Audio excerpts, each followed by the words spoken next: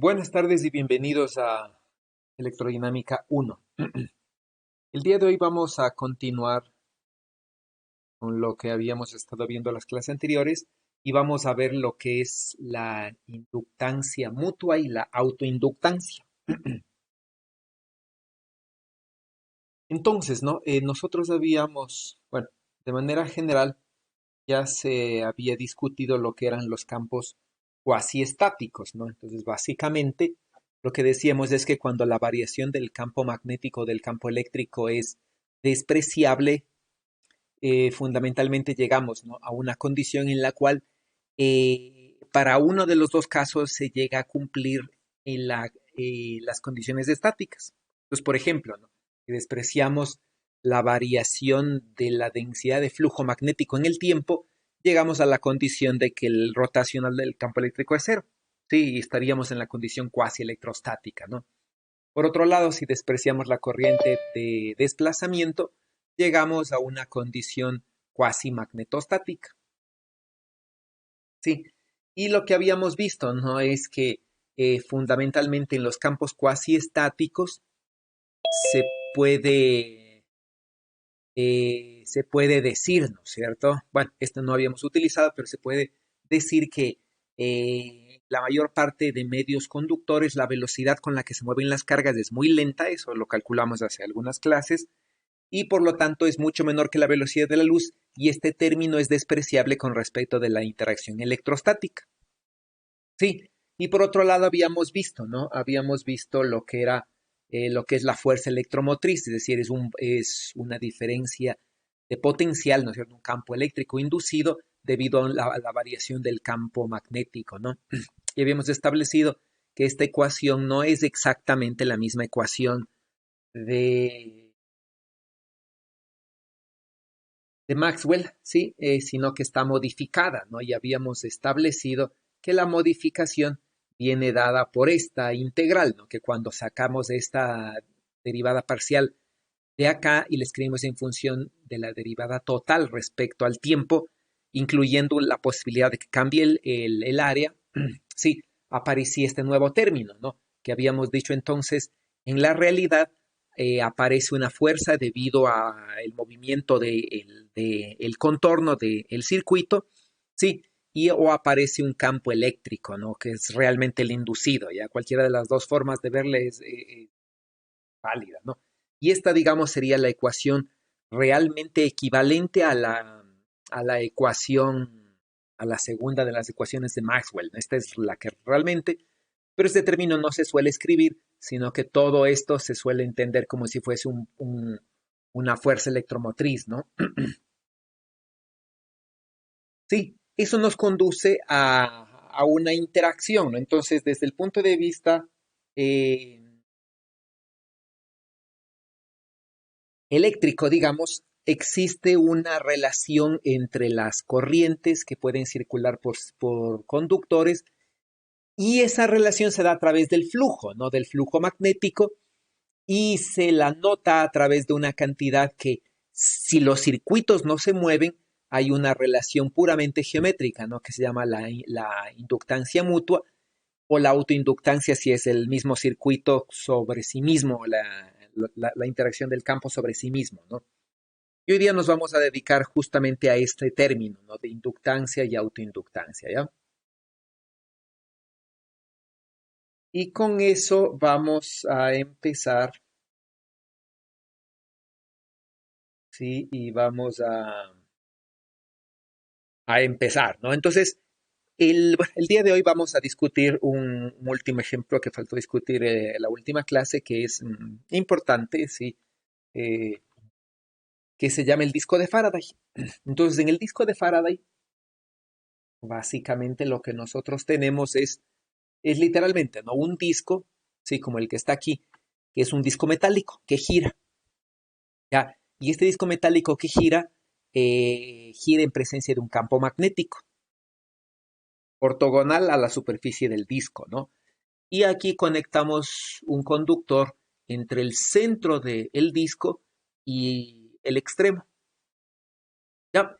Y se forma y aquí, ¿no?, en este circuito que se cierra a través del disco conductor, se forma o se induce una corriente. ¿Ya? Y la idea es calcular esta corriente y relacionarla, ¿no es cierto?, con los parámetros geométricos que tenemos aquí y la velocidad angular. Entonces, aplicando la misma de las ecuaciones que tenemos aquí, ¿sí?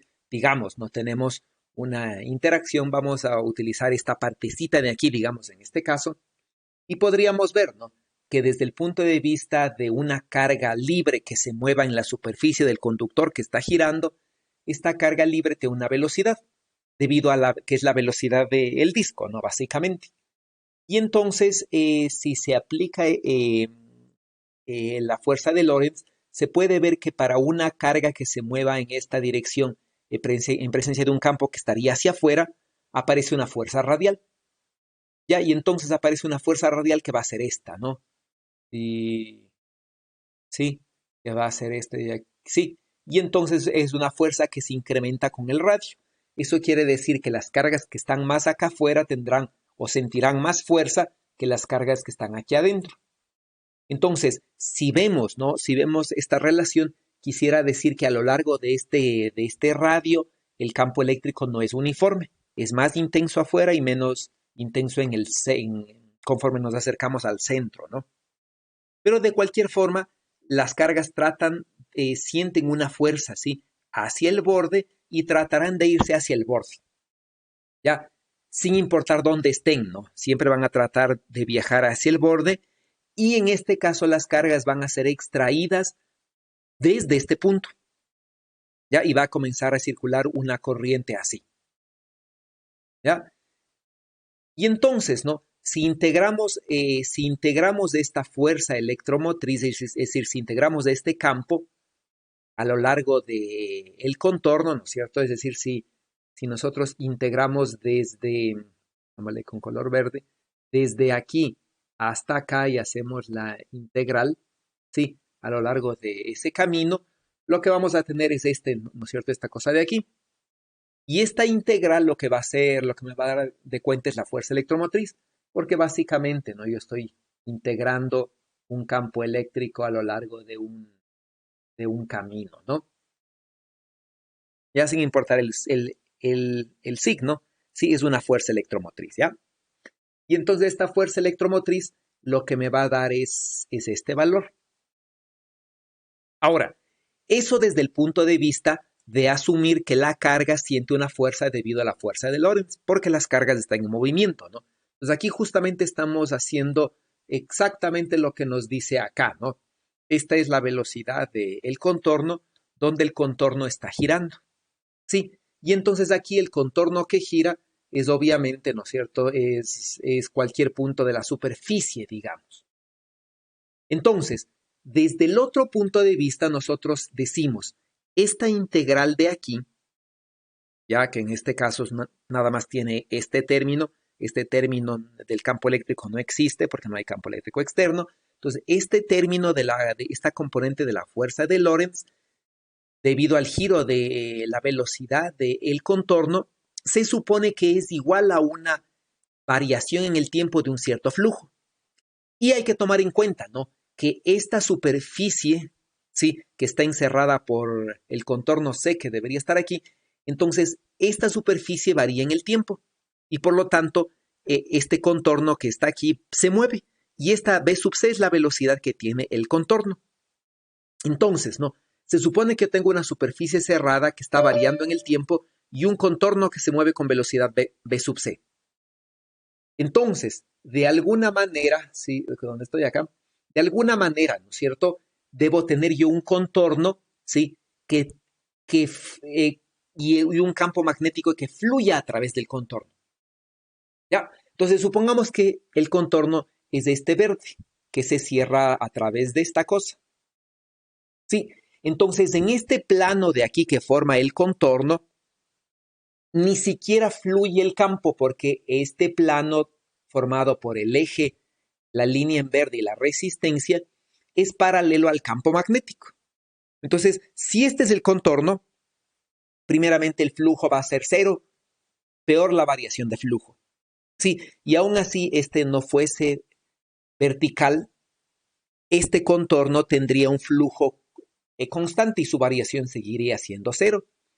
Entonces, no puede, ¿no es cierto? No puede ser el contorno. De alguna manera debe haber un contorno, ¿ya? Que sienta una variación de flujo magnético. La pregunta es, ¿cuál es este contorno para poder igualar esta fuerza electromotriz dado por este lado a esta componente, ¿no? Para poder igualar acá, ¿sí? A, la, a esto, ¿no? A la variación en el tiempo del flujo magnético, ¿ya? ¿Cuál es la superficie a través de la cual fluye el campo magnético? ¿Quién tiene una idea? ¿Cuál es esa superficie? Y obviamente la velocidad de esta superficie, ¿no es cierto? La velocidad con la que se mueve esta superficie debe ser coherente con la velocidad con la que se mueve el contorno, que es esta de acá, que es el omega crucere, justamente que estamos poniendo aquí.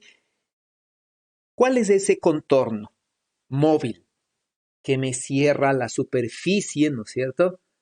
Y que fluye campo magnético a través de él.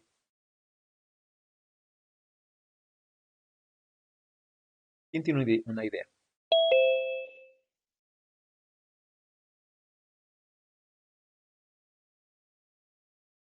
¿Qué me dice usted, Andrés? ¿Cuál es ese Mm, contorno? a ver, mm, o sea, la resistencia está conectada una parte al centro y la otra al extremo del disco, ¿verdad? Sí, Mm, O sea, según yo, el único campo que fluye es a través, pero del disco. Y el sí, contorno que logro visualizar sería el perímetro del disco. ya. Pero aún así fuese el perímetro del disco, ¿no es cierto? Si digo, este contorno, por ejemplo, lo cierro, ¿no? Con esta línea morada y digo, lo cierro a través de este contorno del disco, el flujo va a existir, sí, pero va a ser constante, ¿ya? Y entonces ese flujo constante, su variación, es decir, si este flujo es constante, ¿ya? Su variación es cero y aquí tendríamos cero. Entonces debe ser un área variable, ¿ya? Un área que tenga un flujo variable. ¿Alguien que tenga una idea?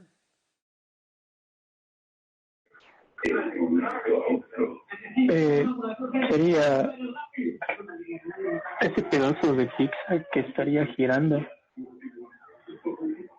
Ya, ¿no? Entonces, ¿qué es lo que sucede? ¿Sí? Si yo digo, justamente como dice Daniel, yo le cierro este contorno aquí, ya le voy a cerrar a este contorno a través de una línea, ¿no? Entonces le marco con un marcador, por ejemplo, con una línea. Como el disco está girando, ¿sí? Esta línea no es fija, ya, esta línea no es fija, ¿no? Y entonces, por ejemplo, si yo tomo esa línea, ¿no es cierto? Y tomo a diferentes tiempos, ¿ya? Por ejemplo, no digo, al tiempo cero hago esta línea de aquí, esta línea en verde que cierra este contorno de color café.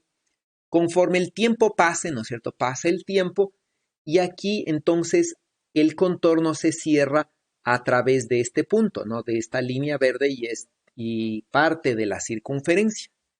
Sí, y entonces esta parte que estaría entre la línea original y la línea en verde es el área al tiempo T1, por ejemplo.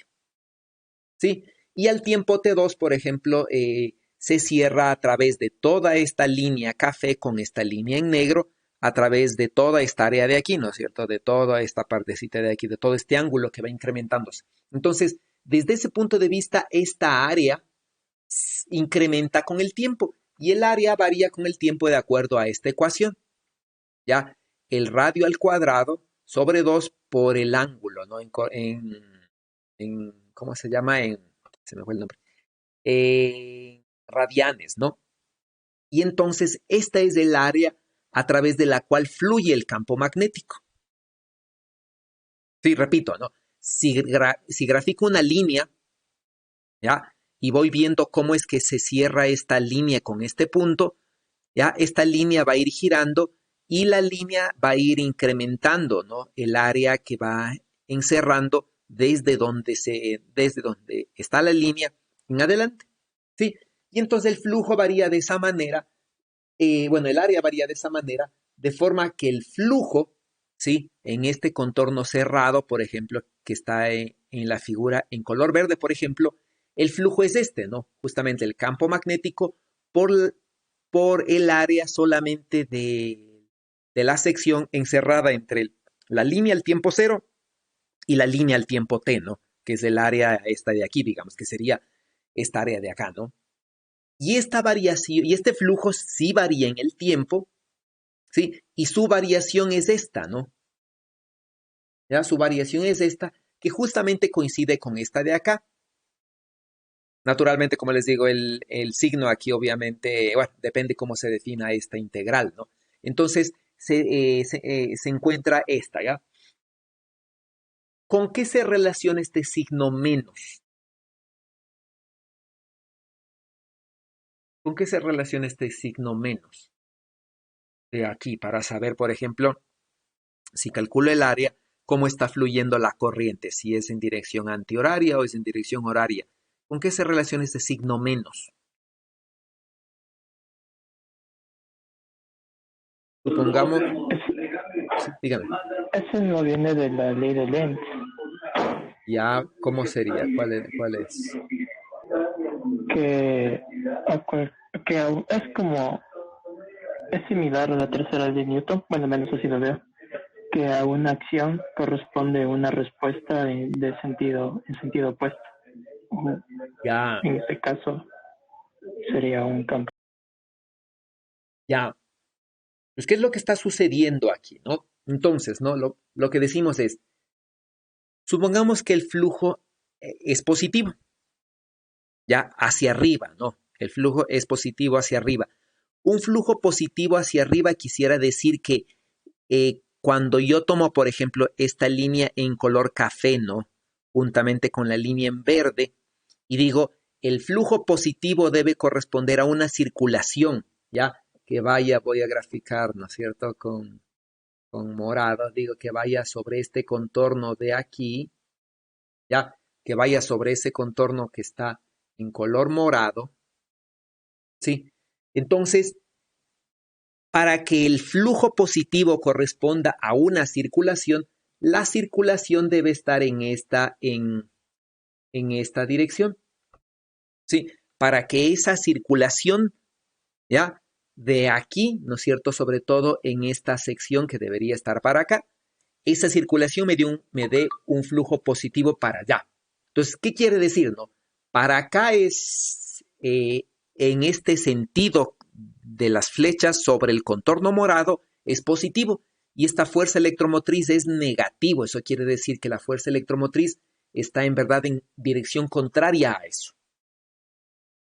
¿Sí? Eso es lo que me dice ese signo negativo, ¿no? ¿Ok? Y entonces, ¿qué es lo que tenemos allí? Sí, si bien el flujo aquí está aumentando, entonces, ¿qué es lo que hace esta corriente, ¿no es cierto?, que aparece aquí? Va a hacer que genere un flujo que se oponga al aumento, tal como dice Daniel.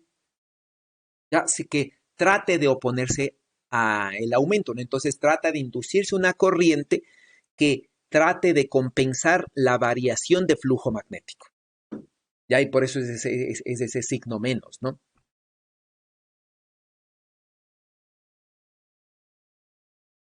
¿Está claro? ¿Preguntas? Profe, una pregunta. ¿El alambre donde está la resistencia está fijo o también está girando con No, el ese está disco? fijo. Ese está fijo. Gracias.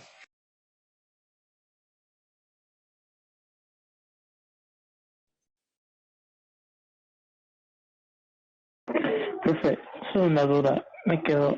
Aquí movimiento de cargas. Sí, dígame. ¿Qué pasa? Sí, La pregunta es, ¿hay un movimiento de cargas como tal? O sea, el disco está girando y se están moviendo cargas en el disco. Es decir, se están moviendo cargas, claro, se están moviendo Ok. cargas, ¿sí?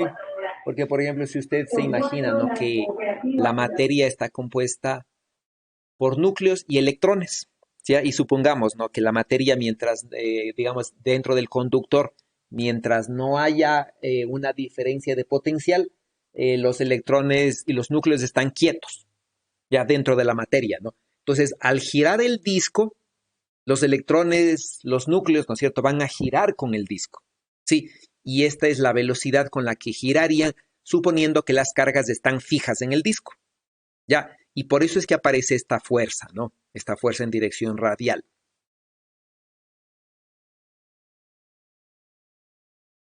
Profe, solo una duda más.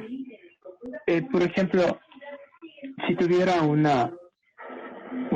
sea, hay un flujo a través de una superficie de una espira, por ejemplo. En ese caso también se generaría una circulación en la espira que se oponga al flujo, a este flujo cambiante.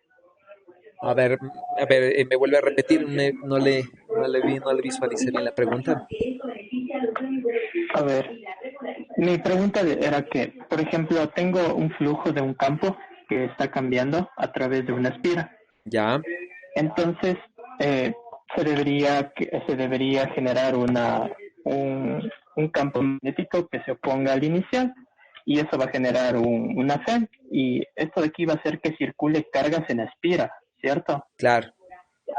Ya, pero ahí mira mi pregunta, ¿y si se quita, o sea, si se cambia, por ejemplo, la espira, aún va a haber eso? O sea, depende de que la espira esté ahí, No, no, no, necesariamente.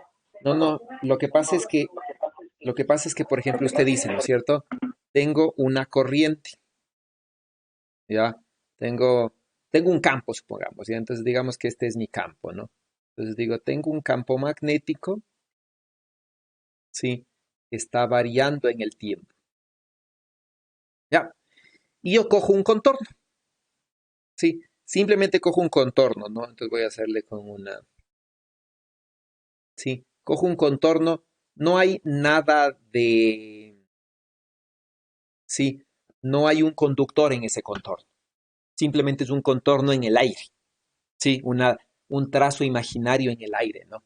Entonces, ¿qué es lo que digo? Sí, a través de este trazo imaginario en el aire, ¿no es cierto? Hay un flujo magnético que está variando, entonces integro en este de aquí el campo magnético que depende del tiempo, ¿ya? Y tengo obviamente el pi por el radio al cuadrado, ¿no es cierto? Por el campo magnético en el tiempo, ¿ya? Y entonces tengo un flujo que depende del tiempo, ¿sí? Y entonces este flujo que depende del tiempo obviamente me va a generar una variación, ¿sí? De este flujo magnético, ¿ya? Y esta variación en este flujo magnético tiene que inducirme un campo eléctrico en ese contorno. ¿Eso qué quiere decir? Que a lo largo de este contorno va a aparecer un campo eléctrico. Entonces supongamos que el campo magnético esté incrementando, ¿ya? Entonces yo digo, ¿no? Va a aparecer aquí un campo eléctrico en esta dirección, por ejemplo, ¿sí? Y este va a ser mi campo eléctrico, ¿sí? Entonces, ese campo eléctrico se va a oponer a la variación de flujo. Entonces, si aquí el flujo, por ejemplo, en el tiempo está incrementándose, ¿ya?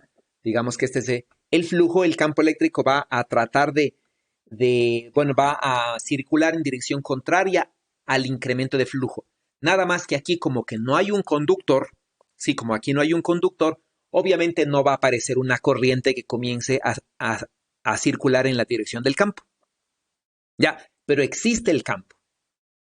¿Sí está claro? Entonces, este campo existe, este campo eléctrico inducido, ¿no? Esta componente de aquí existe, independiente que ponga o no ponga un conductor. Sí, entonces si yo pongo una carga de prueba aquí en el aire, digo, pongo un electrón libre en el aire, el electrón va a comenzar a moverse en reacción a este campo.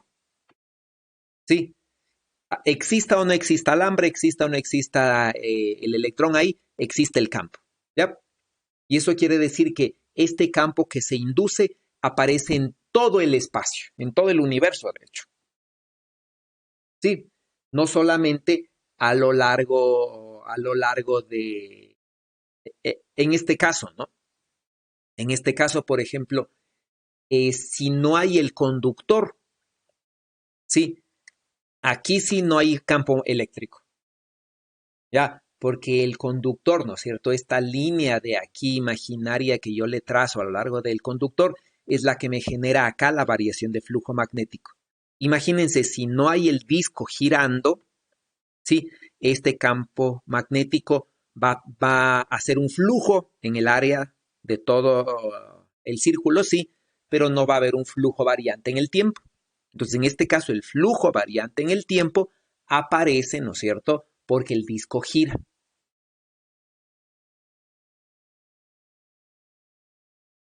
¿Muy claros? Sí, profe, muchas gracias. Ya me quedé claro.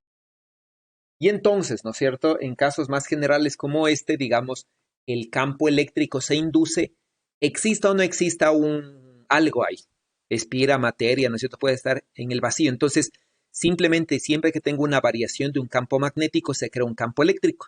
Eso quiere decir que si ustedes tienen un imán, ¿ya? Y lo mueven en el espacio, simplemente ustedes están generando un campo eléctrico en todo el universo, digamos, que se va a, a generar, ¿no es cierto? Aquí se genera un campo eléctrico variable en el tiempo y mandará una señal a todo el universo, en definitiva, que el imán se movió. Sí, no necesito nada que exista, ¿no? Simplemente un flujo variable en el tiempo, es decir, un imán va a generar un campo eléctrico en todo el espacio, ¿ok? No necesito un embobinado o un conductor, o una materia, o una carga para que se cree este campo, ¿sí?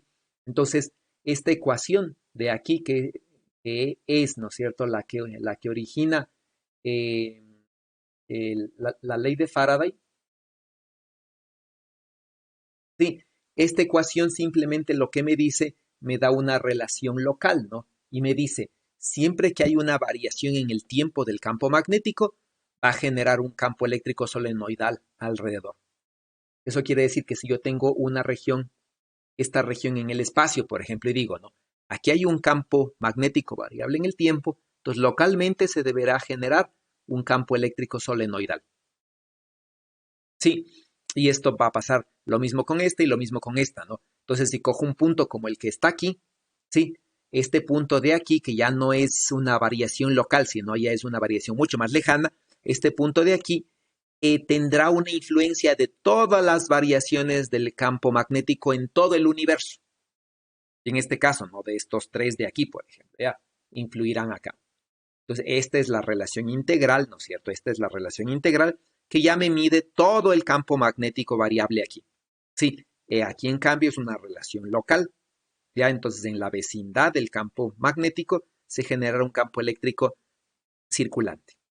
¿Sí? Y cuando ya me voy a un campo macroscópico, ¿no es cierto? Este campo eléctrico se va a todo el espacio, se superponen los aportes de todos los campos variables en el tiempo, en el mismo punto, al mismo tiempo, y me da esta ecuación integral, ¿ok?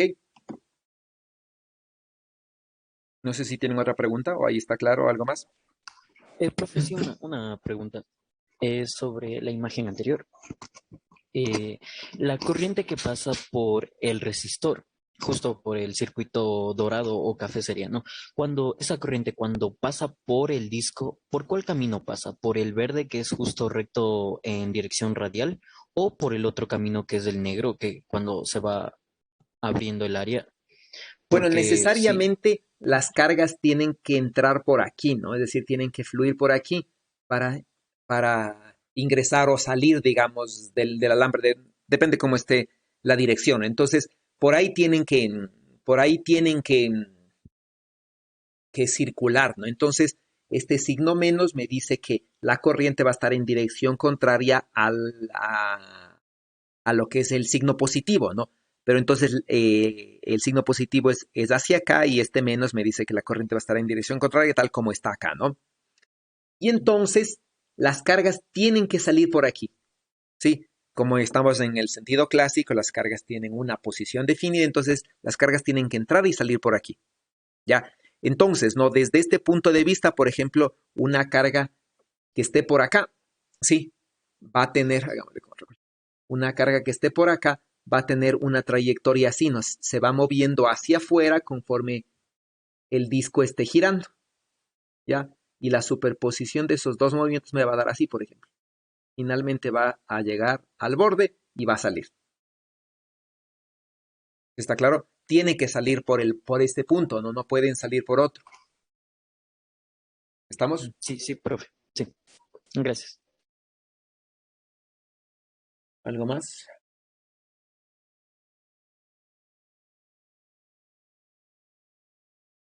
Ok. Bueno, no quedamos. Estamos empezando. Vamos a otro ejercicio, ¿no?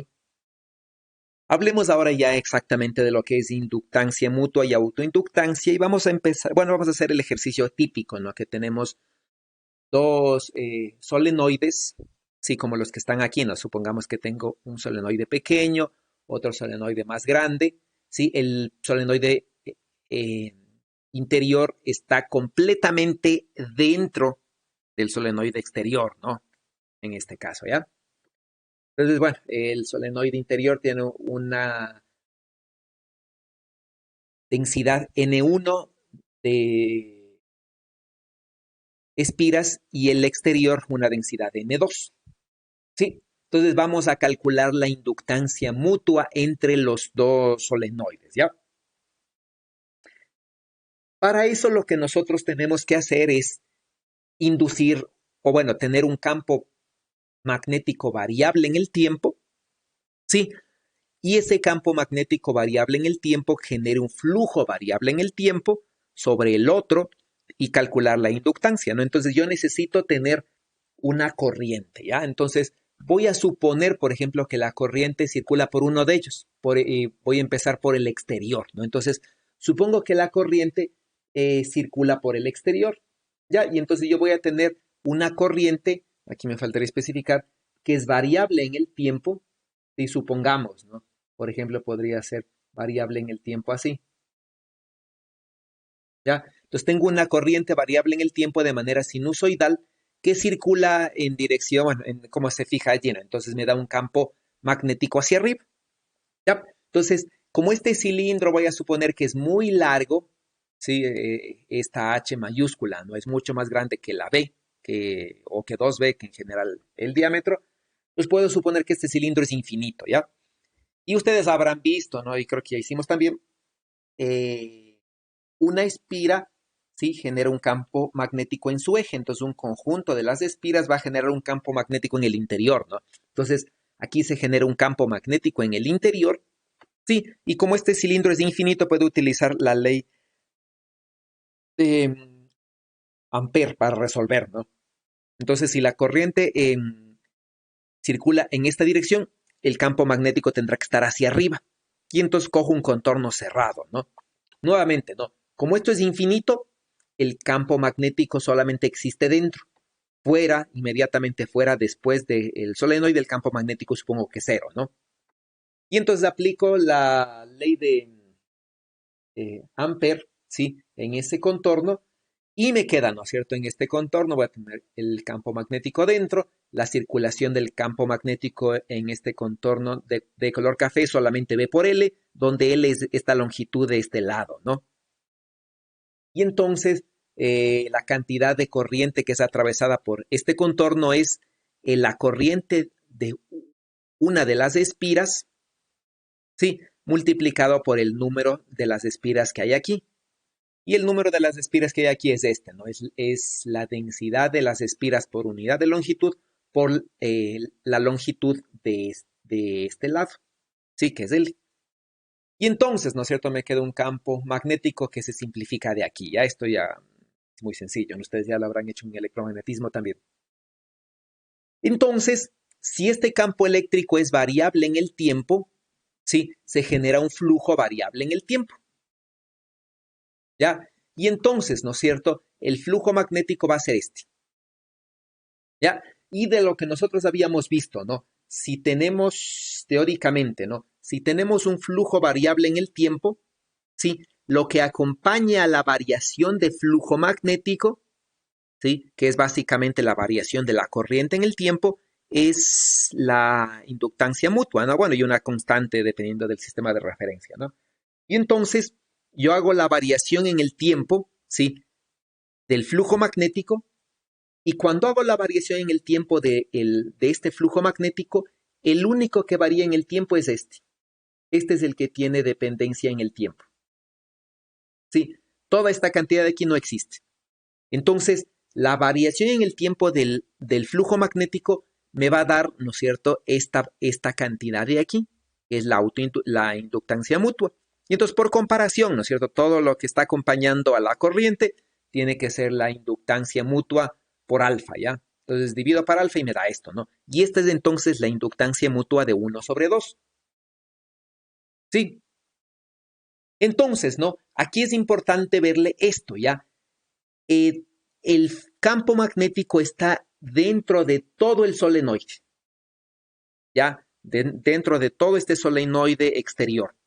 Por lo tanto, el campo magnético atraviesa completamente el solenoide interior. Sí, y el flujo total, ¿no es cierto? ¿Cuál va a ser? Va a ser el flujo que hay por una de las espiras, sí, multiplicado por todas las espiras. Ese es el flujo total, ¿no? ¿Y por qué? Sí, porque nosotros tenemos un contorno así. ¿Ya? Un contorno así, ¿no es cierto? Y este contorno, entonces digo, ¿no? La circulación que hay a través de, el flujo que hay a través de el área limitada por este contorno, ¿sí? Este contorno único, ¿no es cierto? Es equivalente a tener un número idéntico de contornos cerrados sobre sí mismos. Sí, los cuales son atravesados 1, 2, 3, 4, 5, el número de las espiras que tenga acá.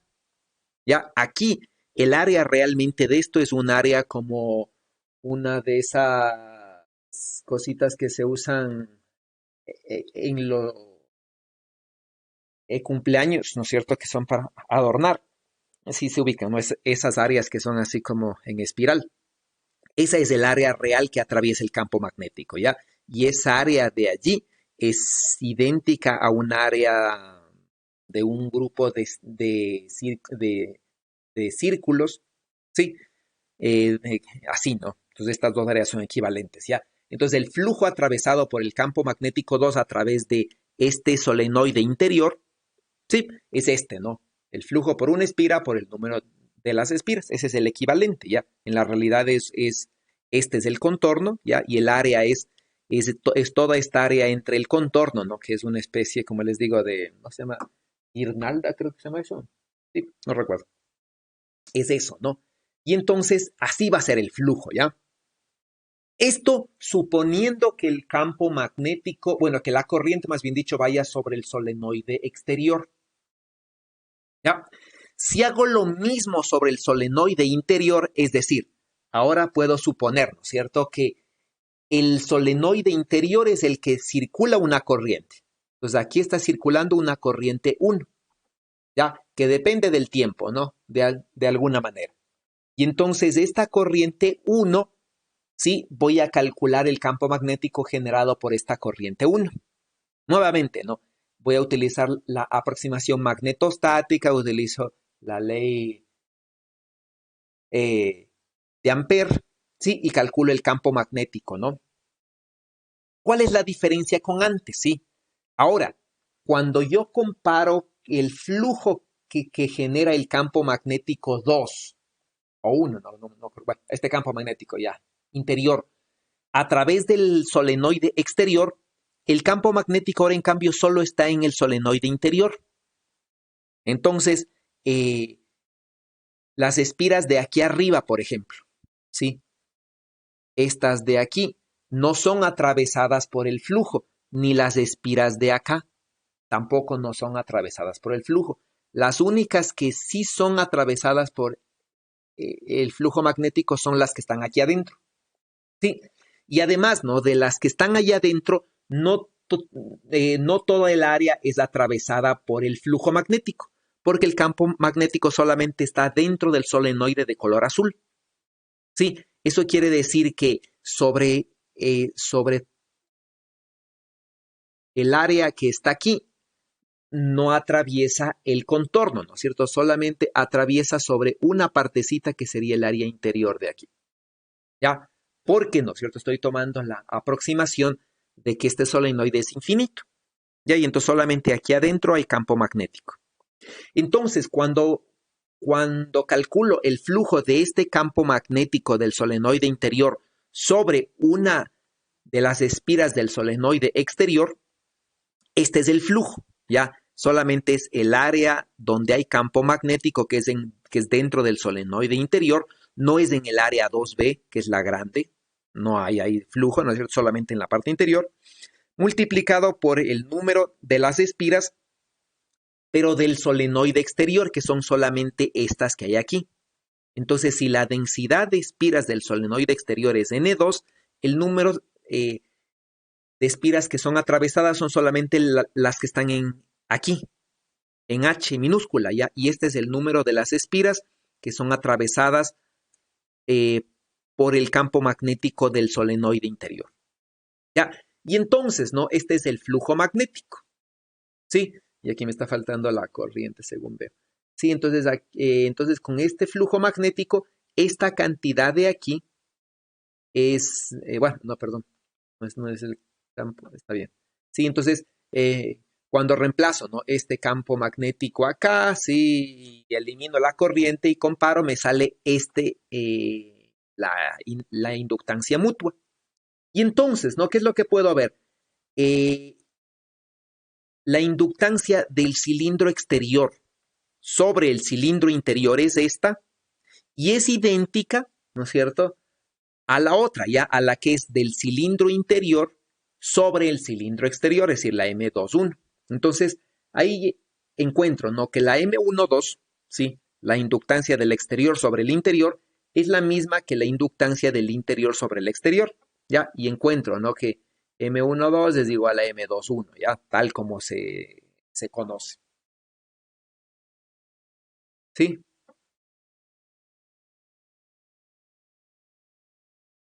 Preguntas de esto.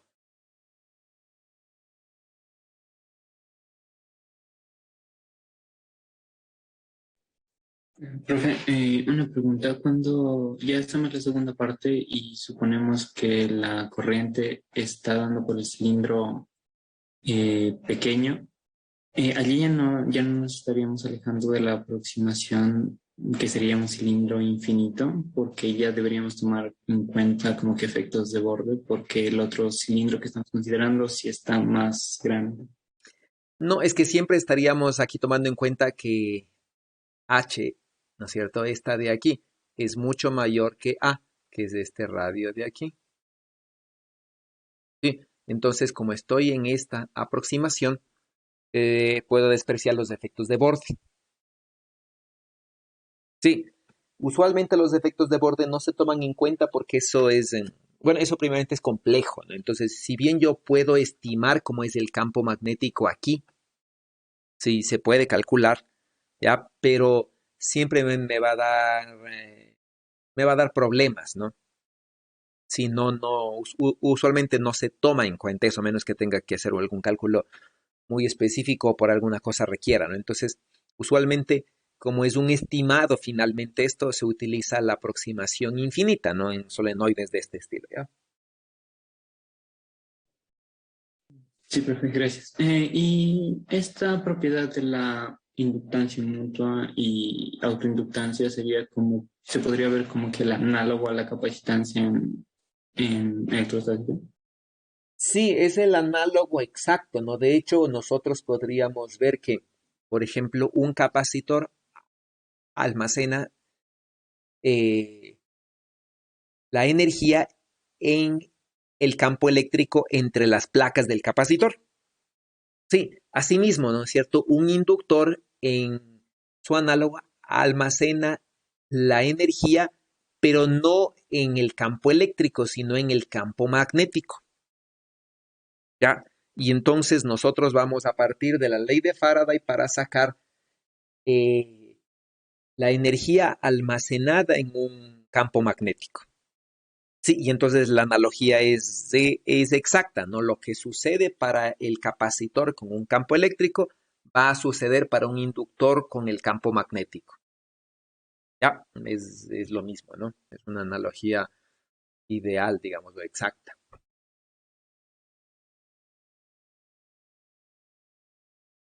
Ok, con estas cantidades que están aquí, eh, van a calcular, tiene que cambiar, van a calcular eh, esto ya, van a calcular la autoinductancia del solenoide interior. ¿Sí? Van a calcular la autoinductancia del solenoide interior. ¿Sí? Entonces, por favor, calculen eso. Calculen la autoinductancia. Aquí tienen todos los datos necesarios del solenoide interior. ¿Ya?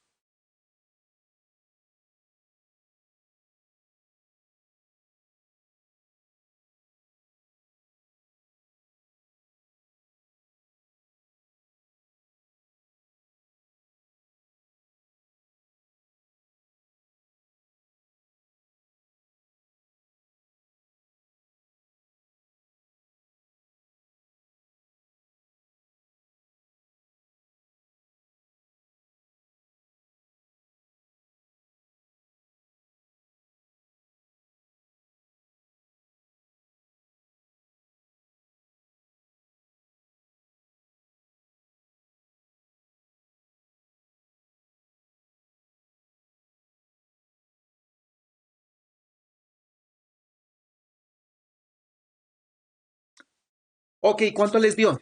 ¿Qué les dio?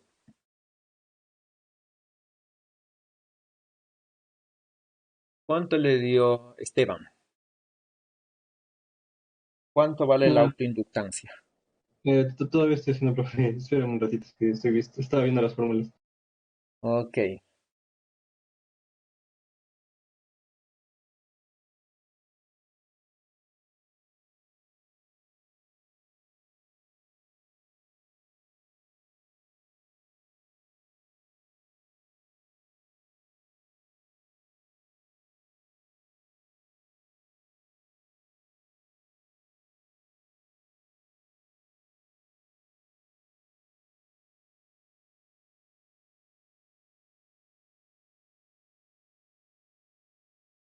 Ok, Esteban, ¿cuánto le dio? Ya.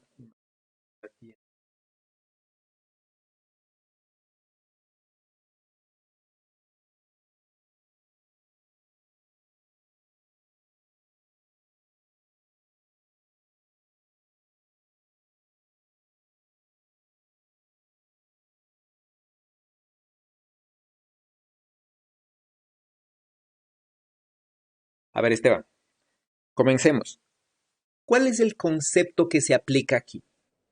Que es el contorno sobre sí mismo. O sea, sí, ¿no?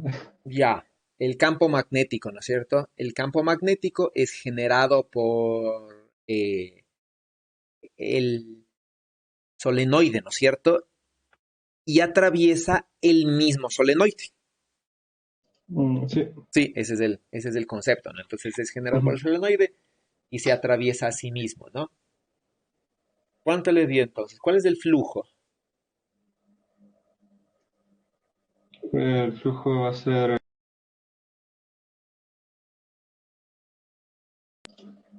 no es, a ver, no es lo que, bueno, pues que eso también me estaba confundiendo porque no habíamos sacado lo primero que pensé hacer es el campo que habíamos encontrado, o sea, simplemente multiplicar por el mismo campo, pero después me confundí y Ya, ya aquí no. está, ok, aquí está el campo, ¿no es cierto? Este es el campo generado por el solenoide interior. Sí. ¿Cuál es el flujo de ese campo a través de una espira del mismo solenoide?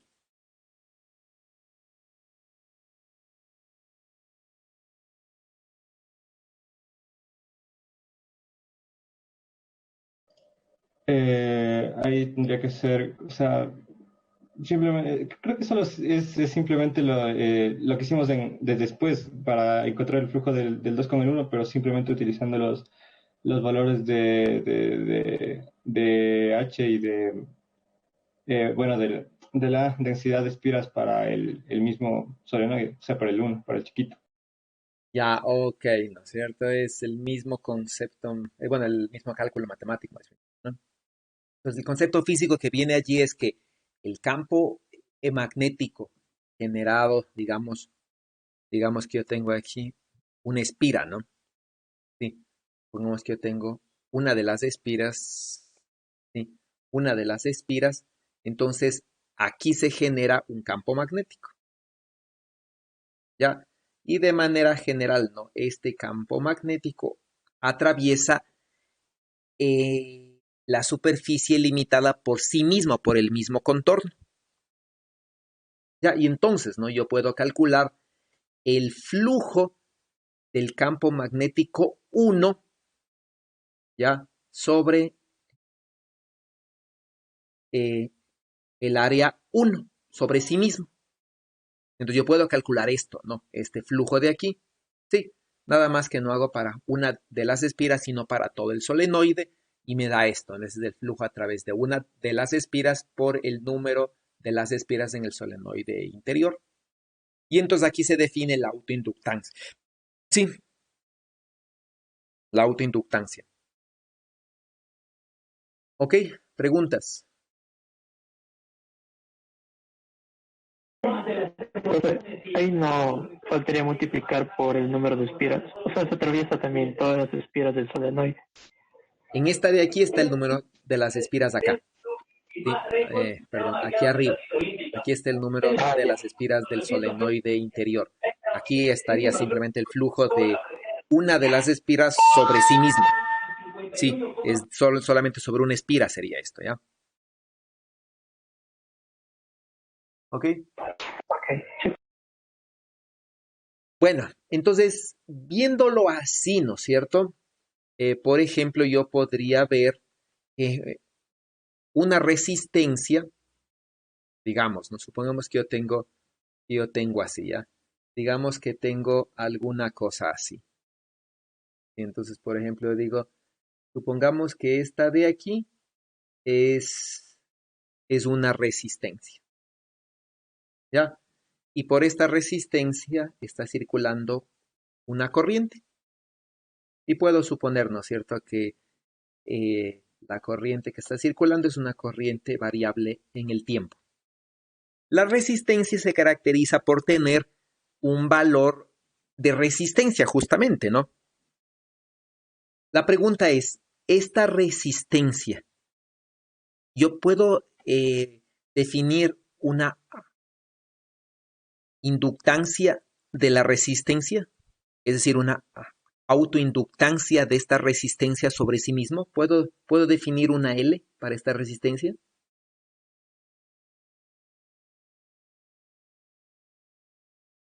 Si sí puedo definir cómo se define y cómo le calculo. Aquí no hay un embobinado, ¿no? Por cierto, aquí es una resistencia común y corriente, ya un típico como cilindro suelen ser las resistencias. ¿Tendrá esta resistencia una inductancia?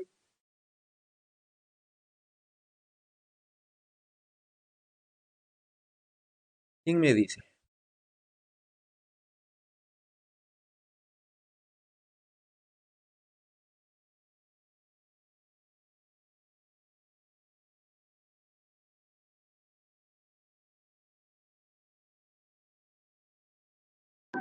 Yo creo que no, ¿Por qué no? porque para que haya inductancia tiene que haber autoinductancia, tiene que haber un campo magnético que, que ingrese o sea, que de tal manera que ingrese sobre sí mismo, más o menos. Bueno, Y en pero este caso, ya, y en este caso no hay. claro, en este caso el campo magnético va a ser ortogonal a la dirección de la corriente. Entonces Ya, va a ser radial y nunca va a ingresar en la resistencia otra vez. ya, ¿no? Entonces aquí tenemos una corriente, ¿no es cierto?, que va en esta dirección, ¿sí? Y voy a tener naturalmente un campo, ¿no? Campo magnético que va a estar en esta dirección.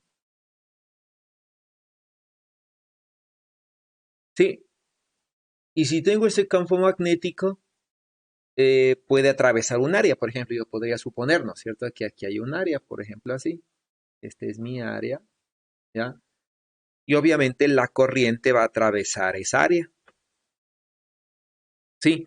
Y esa área me va a generar entonces en esta dirección, supongamos que el campo magnético esté incrementando su valor, de manera que en esta dirección me induce un campo eléctrico inducido, ya en dirección contraria al incremento del flujo, por ejemplo.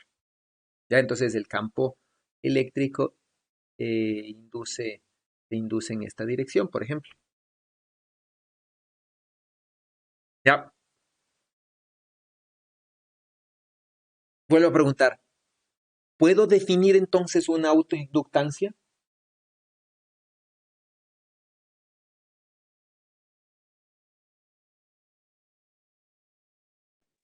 Creo que no, porque igual como se escogió ese contorno, puede haberse escogido cualquier otro contorno. Algunos contornos pasan, algunos contornos no pasan, entonces como que no tiene definido un contorno en sí, una resistencia. Ya, pero es decir, en cualquier caso, ¿no es cierto? Se tiene un campo eléctrico, ¿sí? Y este de aquí es exactamente el mismo ejercicio que tener un campo magnético generado por una corriente, ¿ya? Así, ¿no es cierto? Digo, tengo una corriente, ¿ya? Que es esta, y aquí adentro me genera un campo magnético, ¿sí? Porque, ¿no es cierto?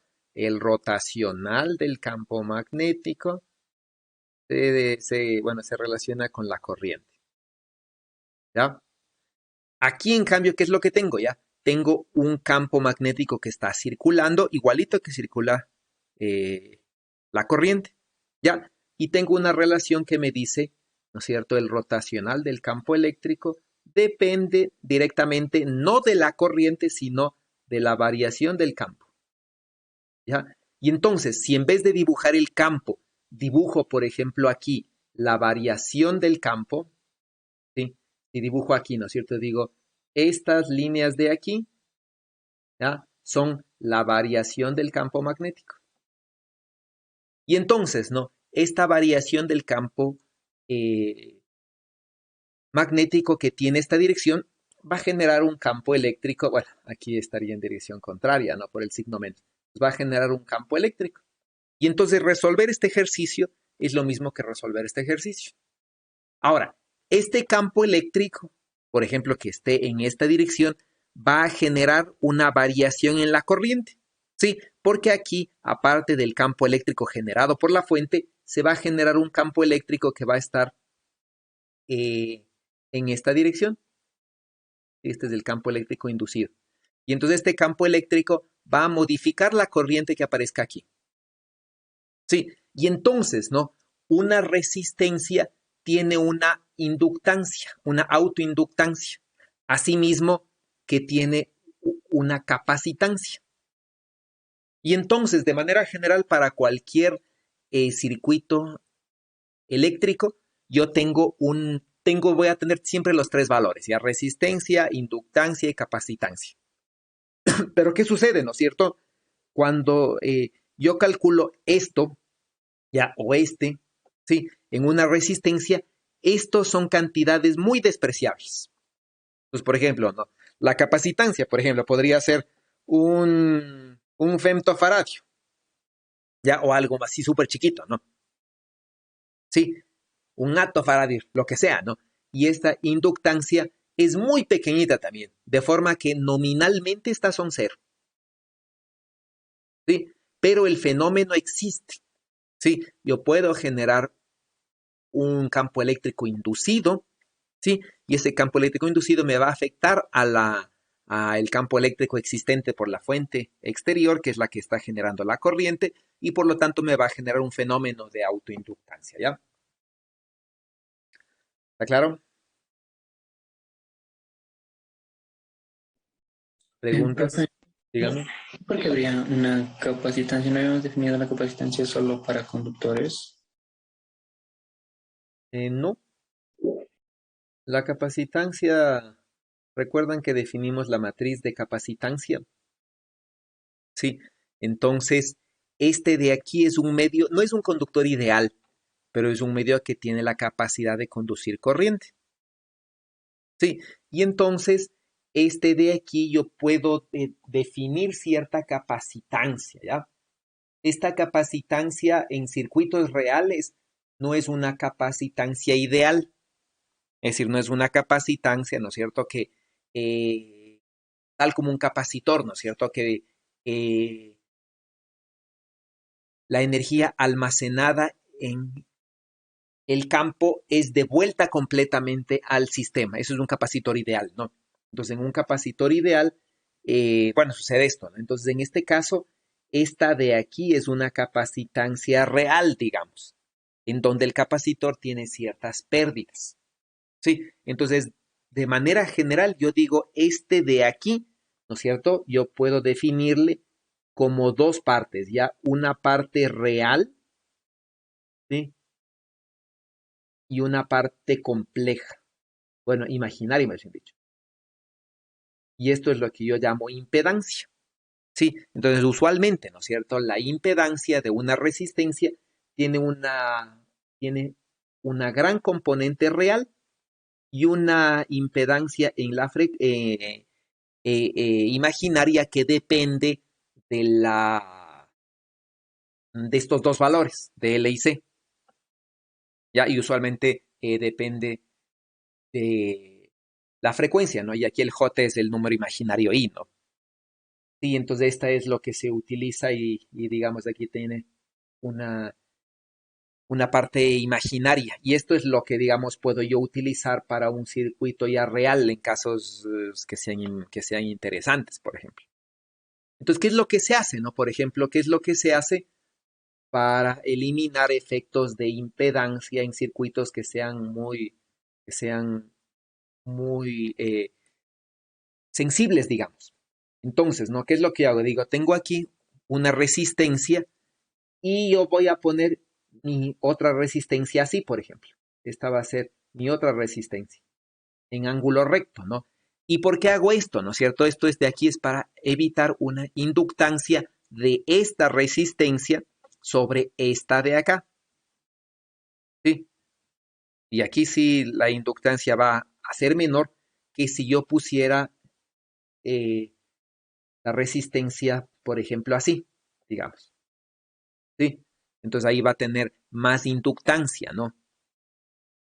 Ya porque aquí van a estar en paralelo. Entonces, usualmente los circuitos que me generan ruido para disminuir efectos de inductancia se ponen en ángulo recto, ¿ya? Entonces son cosas de diseño de ingeniería, ¿no?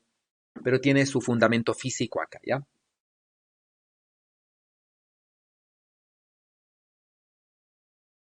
Bueno, vamos a irnos a otra parte, si vamos a calcular la autoinductancia de un toroide. Sí, entonces un toroide que va a tener una sección rectangular, ¿sí? El radio interno de aquí es R, ¿no es cierto? De la superficie de aquí, de la superficie externa es R más A, ¿ya? Y el alto, ¿no es cierto? De esta cosita es un alto H, ¿ya? Y en total vamos a suponer que tiene un número de espiras N. Ya, vamos a calcular entonces la autoinductancia de este solenoide. ¿Qué podemos decir de este solenoide? Ya trabajamos con un solenoide en la clase anterior. ¿Qué podemos decir de este solenoide? Del campo generado por ese solenoide.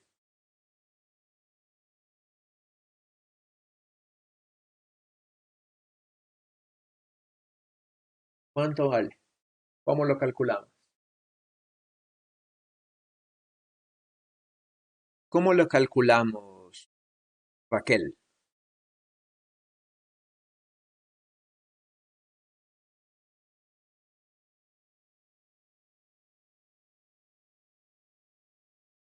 Raquel, ¿cómo lo calculamos? El campo no disminuía con el inverso del radio, Ya, sí, pero ¿cómo lo calculamos? ¿Cómo llegamos a eso? utilizando la ley de Ampère. ¿Por qué podemos utilizar la ley de Ampère? Debido a la simetría Simetría respecto de dónde. respecto a un eje que pasaría por el centro del toroide.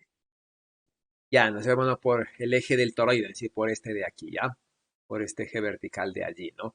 Entonces, debido a este eje vertical, a la simetría que existe en el eje vertical, puedo utilizar el campo la ley de Ampère para calcular el campo magnético, ¿no? ¿Dónde existe campo magnético? Raquel, usted mismo. ¿Dónde existe campo magnético?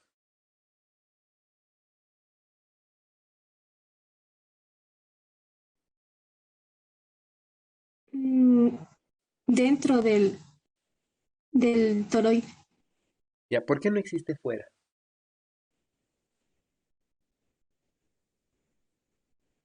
porque la corriente em, ingresa y sale solo hasta ahí, y si utilizamos un contorno que esté fuera de la parte interna, no tendríamos corriente encerrada. Ya, muy bien. Entonces, ¿no? Justamente cogemos un contorno, este de aquí punteado en azul, que va por dentro del toroide, ¿sí? Y calculamos, ¿no? La circulación del campo magnético versus el flujo de la corriente, ¿sí? Entonces, como dice Raquel, la corriente solamente va a ser la corriente que suba, ¿sí? Por lo que está aquí, ¿no es cierto? Si cojo un contorno que esté por fuera, ya, si cojo un contorno que esté, que esté por fuera, como el que está ahí, ¿no es cierto? Voy a tener circulación del campo, ¿sí? Es decir, voy a poder calcular este lado izquierdo, pero el lado derecho va a ser cero, ¿no? Porque no va a haber ninguna corriente que le cruce. Sí, entonces este lado es cero y por lo tanto el campo es cero, ¿no? Si cojo un contorno, por ejemplo, si el contorno que está aquí le muevo y digo, voy a calcular el contorno, ¿no? Esta parte, digamos, así, ¿ya? Así, digamos, ¿no? En un contorno que esté fuera, hágame más grandecita, así, ¿no es cierto? Digo, voy a calcular en un contorno que esté por ahí afuera, ¿sí? Entonces la corriente va a subir por aquí, ¿ya? Va a subir por aquí, ¿sí? Y va a volver a bajar por acá afuera, por el contorno de acá afuera. Entonces la corriente sube y baja de manera que el flujo neto de la corriente es cero, ¿sí? En cualquier caso, ¿no? Sube por aquí, ¿ya? Y baja por acá. Sí, y entonces sobre cualquier circunferencia que no esté dentro del toroide, el flujo de la corriente va a ser cero y por lo tanto el campo magnético va a ser cero. ¿Ya? Y entonces lo único que nos queda, ¿no? Es un flujo, sí, es un flujo que aparece solamente dentro del toroide, no solamente ahí hay un flujo de corriente diferente de cero y la corriente neta que fluye a través de esta cosa es I por el número de las espiras. Y entonces este es el campo magnético que decrece con el inverso del radio, ¿no? Con ese campo magnético puedo calcular el flujo, idéntico que antes, ¿no? Puedo calcular el flujo a través de una de las espiras, ¿ya? Y me va a dar esto de aquí, ¿no es cierto? Y ya teniendo el flujo a través de una de las espiras, puedo multiplicar por el número de las espiras. Bueno, y aquí me falta un n cuadrado, ¿no? Que debería ser aquí ya. Pues aquí aparece el flujo total, ¿no es cierto? Es este de aquí multiplicado por el número de las espiras, y entonces esta va a ser la autoinductancia de un inductor. ¿Ya? ¿Preguntas de eso?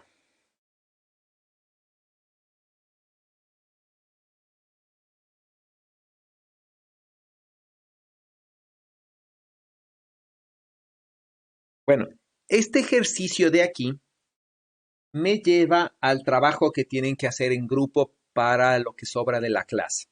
Sí, más o menos una media hora tienen, son 3:15. Entonces, ustedes han de haber visto lo que es un amperímetro de gancho. Sí, entonces un amperímetro de gancho es algo así, ¿no es cierto? Donde esta cosa se abre y se cierra y puede medir la corriente sin necesidad de cortar el cable, porque la corriente se mide en serie, ¿no? Entonces, se puede hacer así, ¿ya? Y aquí tenemos un embobinado y se mide por inducción. Sí, entonces esto de aquí se puede modelar como un toroide, ¿no? Entonces su trabajo que van a hacer en grupos es resolver el ejercicio que está aquí.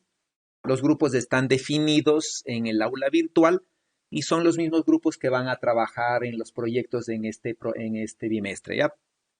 Entonces, por favor, tienen media hora para hacer eso, ¿sí? Para resolver este ejercicio de aquí. Y en los 15 últimos minutos de la clase discutimos sus proyectos, ¿ya? Entonces, bueno, tienen en realidad como 25 minutos, ¿ya? Ok, trabajen, por favor, ingresen al aula virtual y comiencen a trabajar.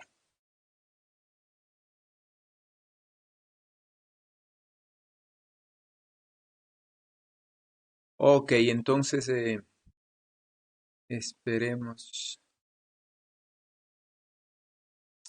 Ujú. Ok, esperemos a que sus compañeros vuelvan de las aulas, de los grupos de trabajo. Hasta mientras, por favor, necesito que tengan a la mano sus trabajos, ¿sí? Necesito que tengan a la mano sus trabajos, por favor, para comenzar a debatir los resultados. Ya, bueno, este es un ejemplo práctico, digamos, de una aplicación directa de lo que es la inductancia, ¿no? ¿Qué resultados obtuvieron? Quiero que comiencen a trabajar, a discutir. Yo ahora voy a oírles lo que dicen, defiendan sus posiciones, discutan acerca de los resultados, ¿no es cierto? ¿Qué tan convenientes son estos amperímetros? ¿Son buenos? ¿Son malos? ¿En qué casos funcionan? Quiero oír los resultados que obtuvieron, por favor.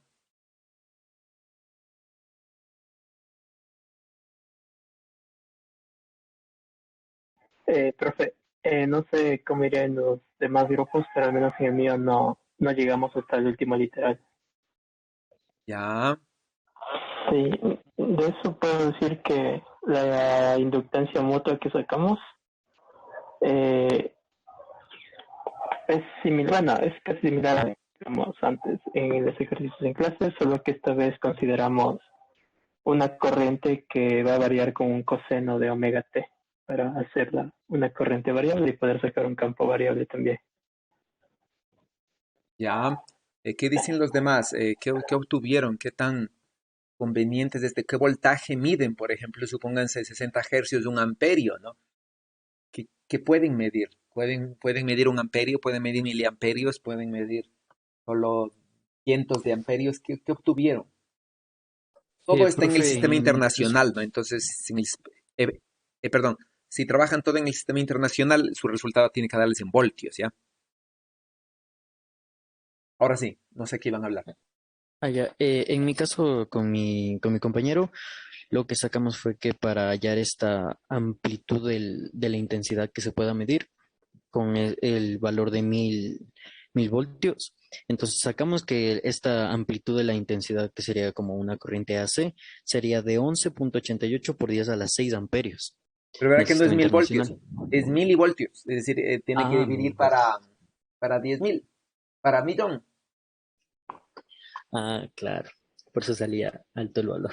Sí, pero si divide Sí, para un claro. millón, ya le queda, ¿no? Porque son milivoltios a 1000, son 10 a la 6.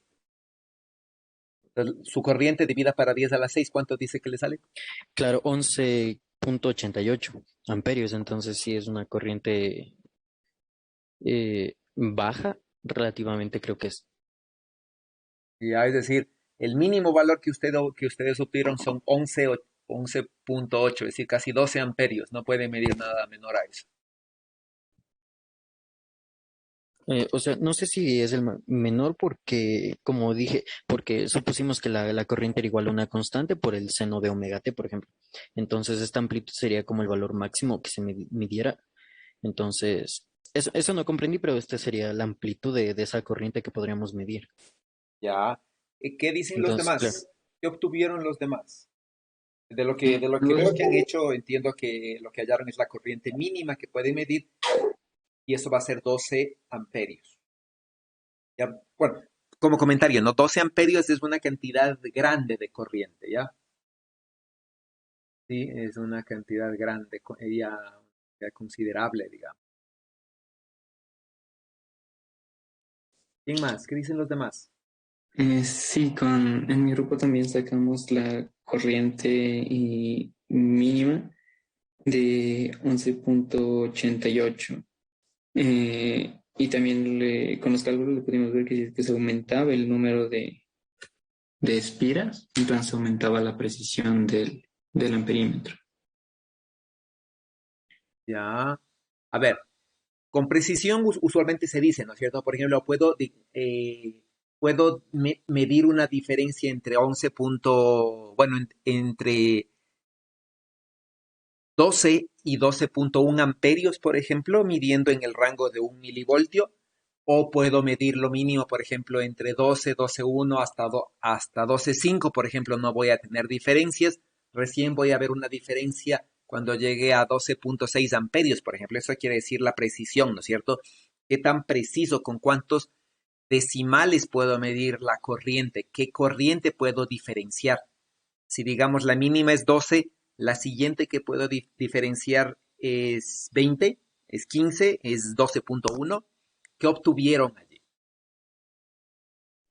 Me refería a la mínima, entonces si es que Sí, se aumenta el número de espiras, de vueltas en el toroide, se puede medir una corriente más pequeña. una corriente menor, ¿no es cierto? Bueno, está Ujú. bien. ¿Alguien sacó algún resultado de la precisión? ¿Qué tan preciso es decir, si 12 es lo mínimo, cuál sería el siguiente que pueden medir? Por ejemplo, tomando en cuenta, ¿no?, que ustedes lo mínimo que pueden medir son milivoltios. Sí, no pueden medir nada menos que eso, ¿no? Entonces, si lo mínimo que puede medir es 1 milivoltio, el siguiente valor que van a poder medir son 2 milivoltios. Sí, no van a poder 1.5 milivoltios y nada, no va a ser 1, 2, 3, 4, 5, así ya. Entonces, ¿qué corrientes pueden identificar? Eso, ¿no? ¿Qué pasa, por ejemplo, si la corriente no es de 60 hercios y es una corriente de 1 kilohercio? Sí, mejora la sensibilidad, puedo medir corrientes más pequeñas, mejora la precisión. Sí, la sensibilidad se refiere, ¿no?, a cuál es el mínimo valor que pueden medir. ¿Qué tan chiquito yo puedo medir la corriente? Sí, entonces, todo eso, por favor, van a seguir trabajando en grupos. Ya quiero una respuesta, ¿no? Suban lo que han hecho ahora, ¿sí? Y vuelvan a subir al mismo link lo que hagan otra vez, ¿ya? Lo que hagan otra vez ya con un trabajo más, con más tiempo, más calma. Y el día viernes presentan sus resultados y discuten sus resultados. Quiero una buena discusión y un buen trabajo. ¿Preguntas?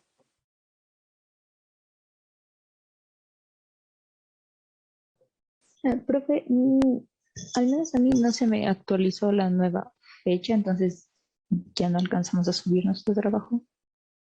Ya, bueno, ya ahorita les vuelvo a abrir, pero tienen que meter lo que hicieron ahorita, ¿no? Entonces, en estos minutos, digamos, sí, van a poder subir, ¿no? Y presentan el 6 sería, ¿no? El 6 de agosto presentamos, ¿ya? Sí, ok. 6 de agosto tienen que presentar los resultados. ¿Estamos claros?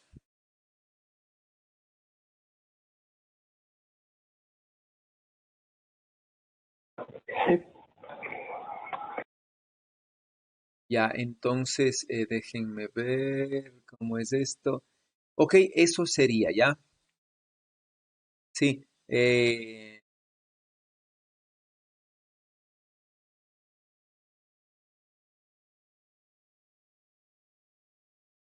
Entonces van a poder subir dos veces, ¿no? Los resultados, ya. Una vez van a subir ahora, hoy día apenas acabé clases, apenas puedan, sí, en estos minutos que faltan, y otra vez hasta el viernes, ¿no? Entonces ya deberían poder subir lo que hicieron en esta clase, ¿ok? Y con eso terminamos, ¿no? Nos vemos el día viernes. Solo una cosa. ¿Basta con que uno suba o deben subir los No, dos? solo uno O puede subir y ya se sube a todo el grupo.